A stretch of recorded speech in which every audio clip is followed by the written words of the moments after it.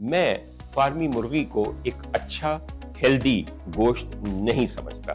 فارمی مرغی کی تخلیق جس طرح کی جاتی ہے، فارمی مرغی کی جس طرح پروان اس کو چڑھایا جاتا ہے، میری نظر میں وہ ایک بے انتہا مصنوعی اور ان آرگینک پروسیس ہے۔ ان آرگینک میں اس لیے کہہ رہا ہوں کہ مختلف ٹیکے لگا کے، ایسی فیڈ دے کے کہ جو مختلف چیزوں کی مل کے بنی ہوتی ہے، اور پھر سنا ہے کہ بہت سارے انجیکشنز لگا کے بہت تھوڑے عرصے کے اندر چوزے کو ایک بڑی مرغی بنا دیا جاتا ہے، ایسی مرغی کہ جو اپنے پیروں پہ بھی کھڑی نہیں ہو سکتی اپنے بوجھ کی وجہ سے۔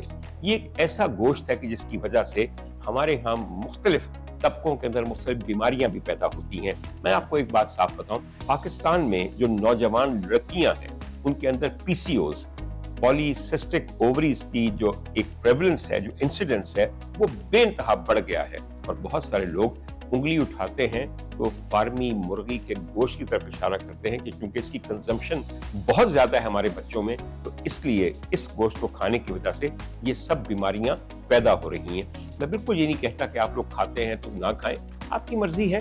ہر شخص کو اپنا من بھاتا کھانا چاہیے۔ یہ میرے منہ میں لقمہ جانا ہے اور میرے پیٹ میں اترنا ہے اور میرا جزو بدن بننا ہے، اس پہ تو کم از کم میرا اختیار اور حق رہنے دیجیے۔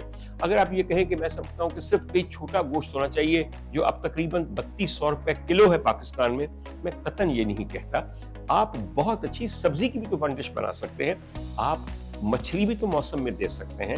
اس کے علاوہ بیف ایک کمال اچھا گوشت ہے، کیوں نہیں ہم شادیوں میں بیف کی بنی ہوئی کوئی چیز سرو کرتے، اور کیوں نہیں شادیوں کے اندر ہم دال کی بنی ہوئی کوئی چیز سرو کرتے، یا بلکہ دالوں کی کوئی چیز سرو کرتے۔